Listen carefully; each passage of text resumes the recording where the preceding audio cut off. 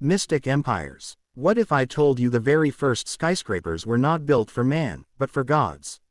And what if the blueprint for heaven itself was drawn not in the stars, but in the mud and reeds of a land forgotten by time? Welcome, seekers of the past, to a journey that will take us back to the dawn of civilization, to a place between two rivers, where humanity first dared to reach for the heavens. Today, we explore the ziggurats of Mesopotamia, stairways to heaven. Imagine, if you will, a vast, flat plain. The sun beats down upon a land of earth and water. The Tigris and Euphrates rivers carve their way through this fertile crescent, giving life to the world's first cities, Uruk, Eridu, Babylon. In this world, the horizon is a straight, unbroken line. The earth is all you see. But then, your eyes are drawn upward. Piercing the skyline is a colossal, staggering sight. A massive, stepped mountain made by human hands. Its baked mud bricks shimmer in the heat. A staircase, impossibly long, climbs its side, leading the eye upward to a shrine that seems to kiss the firmament. This is a ziggurat. It is not just a building. It is a statement. It is a prayer made tangible. It is the soul of an empire, carved in clay. This is the story of that ambition. This is the story of the stairways to heaven. To understand the ziggurat, you must first understand the world that created it. For the people of Mesopotamia, the gods were not distant, abstract ideas. They were powerful, temperamental, and immediate forces of nature. They were in the flood that destroyed the crops, in the sun that nurtured them, in the wind that brought the dust storms. The universe was chaotic, unpredictable, and often terrifying. And so, humanity, in its newfound urban existence, sought to create order from the chaos. They sought to connect with the divine, to plead, to thank, to understand. But how do you reach a god? You build a bridge. You create a meeting point. The ziggurat was that bridge. The very word, ziggurat, comes from the Akkadian word, ziq koratu, meaning, to build on a raised area. It was an artificial, holy mountain. In a land with no natural high places, humans built their own mountain to get closer to the heavens. Think about the profound power of that act. They didn't accept their flat world as a limitation. They saw a problem, the immense, terrifying distance between earth and sky, and they engineered a solution. The design itself is a masterpiece of symbolic intention. It wasn't a solid pyramid like those in Egypt, built as a tomb for a single pharaoh, a monument to death. No, the ziggurat was a living, breathing center of civic and spiritual life, a monument to a community's relationship with the divine. Its tiers, often 7 of them, represented the 7 known celestial bodies, the sun, the moon, and the 5 visible planets. They represented the 7 heavens. Climbing the ziggurat was a spiritual journey, an ascent through the layers of reality, moving from the profane world of the street to the sacred realm of the god. At the very base of this colossal structure was the city itself, the home of humanity. The first level, the first staircase, was a transition. With every step, you left the mundane behind. The sounds of the market, the cries of children, the smells of daily life would fade, replaced by the wind and the overwhelming presence of the immense structure. The higher you went, the closer you felt to something greater than yourself. The air itself felt different. The world below began to look ordered, planned, small. Your perspective shifted, and at the very top, stood the sanctum, the waiting room, the dwelling place of the city's patron god. This was the Bid'ah, the god's house. No ordinary person was allowed. Up there, only the priests, the representatives of the people, could make that final ascent to perform rituals, to read the omens, to offer sacrifices, to whisper the prayers of an entire civilization into the ear of the divine. Can you see it in your mind? The long, solemn procession of priests in their white robes, climbing the steep stairways that ran like a scar up the ziggurat's face. They carry with them the hopes, the fears, the very survival of their people. Below, the entire city watches, their faces turned upward, their faith made manifest in the brick and bitumen that towers above them. The ziggurat was the axis of their world, the literal and spiritual center around which all life revolved. It was their connection to the cosmic order. It was their anchor in a chaotic universe. Now, let's talk about the sheer, breathtaking effort it took to build one of these monuments. We are not talking about a small hill. The Great Ziggurat of Ur, built by King Ur-Nammu around 2100 BCE for the moon god Nanna, was a true colossus. Its base was a massive rectangle, over 200 feet long and 150 feet wide. It originally soared to a height of perhaps 100 feet, a skyscraper in an age of single-story mud brick houses.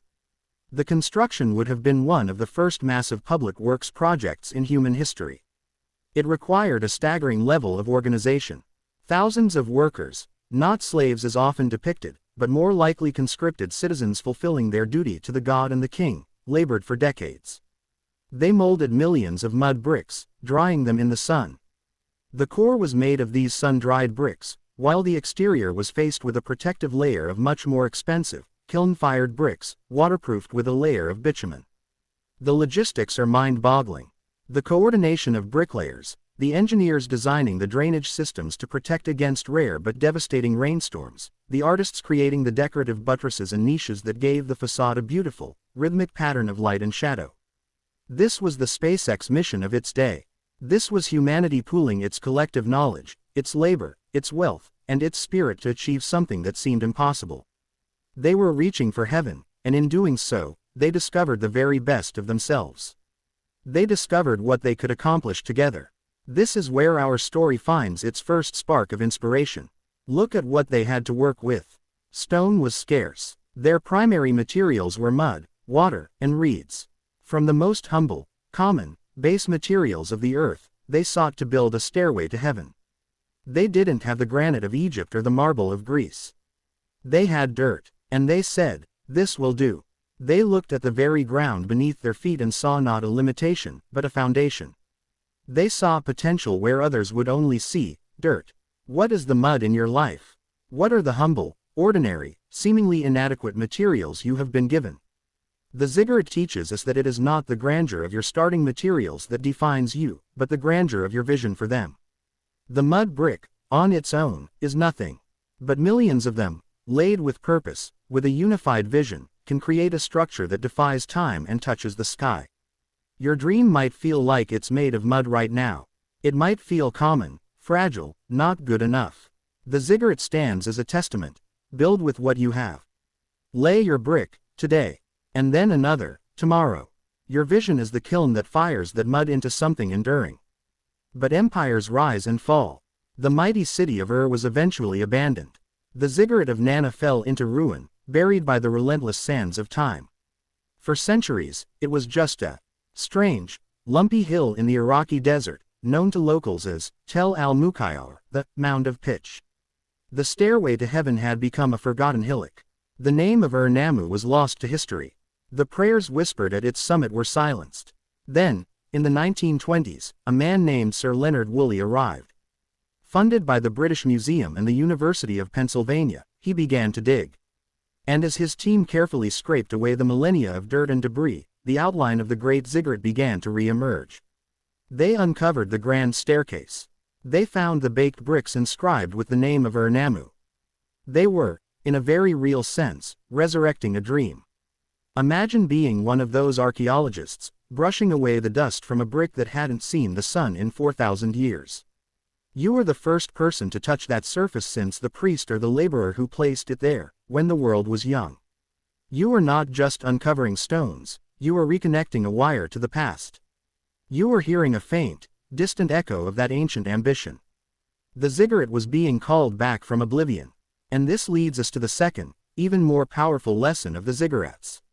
They fell. They were buried. But they were not destroyed. Their story was not over. For centuries, they slept. But the idea was too powerful to die. The memory of reaching for the heavens was encoded in our collective human spirit. Think about it. The image of a stepped tower reaching for the sky is burned into our cultural DNA. Many scholars see the ziggurat as the true, historical inspiration for the Tower of Babel story in the book of Genesis. In that story, a united humanity, speaking a single language, builds a city with a tower, with its top in the heavens. God, seeing their ambition, confuses their language and scatters them. For centuries, this story was taught as a lesson about the sin of pride, of hubris. But what if we've been reading it wrong? What if it's not a story about punishment for ambition, but a poetic explanation for the beautiful, chaotic diversity of human culture? And more importantly, what if the real, untold part of the story is the ambition itself? The sheer, audacious, glorious act of building.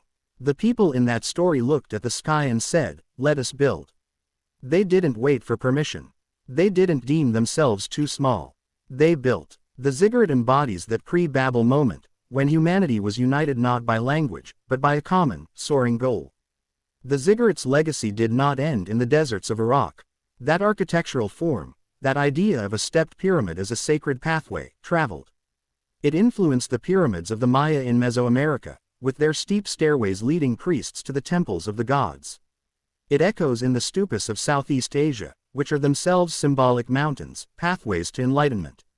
The impulse to build upwards, to create an axis between earth and heaven, is a universal human trait, and it was first given monumental form in Mesopotamia. So, what does the ziggurat mean for us, here, today, in our modern world of steel and glass and digital clouds? We no longer build temples to Nana or Marduk. Our gods are different. Our heavens are different, but the fundamental human drive, the impulse that built the ziggurat, is exactly the same. We are still building our stairways to heaven. Every time a scientist peers into a telescope, trying to unravel the mysteries of a black hole, she is climbing a ziggurat. Every time an engineer designs a rocket to land on Mars, he is laying another brick in our modern stairway. Every time an artist strives to capture a feeling that has no words, or a musician composes a symphony that speaks to the soul, or a writer weaves a story that helps us understand our place in the universe, they are making that ascent. They are leaving the mundane world below and reaching for something transcendent. Your dream, your ambition, your desire to create something meaningful, to connect with something larger than yourself, that is your personal ziggurat. The climb is long. The bricks are heavy. There will be days when the sun is hot and the summit seems impossibly far away. You will look down and see the flat, safe, ordinary world below and be tempted to go back. The voice of doubt, the modern-day chaos, will whisper that it's too hard, that your materials are only mud, that you are not a priest, not a king, not an architect. But remember the builders of Ur. They didn't have cranes. They didn't have computers. They had their hands, their will, and a collective vision that stretched beyond the horizon of their own lives. They built for a God they could not see, for a future they would not live to witness. We know their names now only because of the legacy they left in brick. Your ziggurat is your legacy. It is the project you start, the business you build on integrity, the family you raise with love, the art you create, the change you make in your community. It is your personal stairway to a higher version of yourself. Every act of courage is a step upward. Every time you choose integrity over convenience, you are laying a fired brick that will withstand the storms. Every time you help another person, you are strengthening the foundation. Do not despise the days of small beginnings. Do not despise the mud bricks. Embrace them. Fire them in the kiln of your determination. Lay them with the mortar of consistency. The ziggurat was not built in a day, but it was built. It was built one brick, one day, one prayer at a time. The sands of time will inevitably blow. They will try to bury your efforts, just as they buried Ur. There will be setbacks, failures, periods of silence where it seems your dream is just a forgotten mound in the desert. But if your foundation is deep, if your bricks are true, someone, someday, will come along and begin to dig. They will find what you built. They will be inspired by your ambition. Your story will become part of the foundation for their own stairway to heaven. The ziggurats of Mesopotamia are more than just ancient ruins. They are a mirror. They show us who we were at the dawn of civilization, and in doing so, they remind us of who we are capable of being. We are the children of those first, brave builders. We are the inheritors of that audacious dream. So, I leave you with this question, a question that has echoed since the first brick was laid in the Fertile Crescent. What is the ziggurat you are building? What is your stairway to heaven? Look up from the flat plane of the everyday.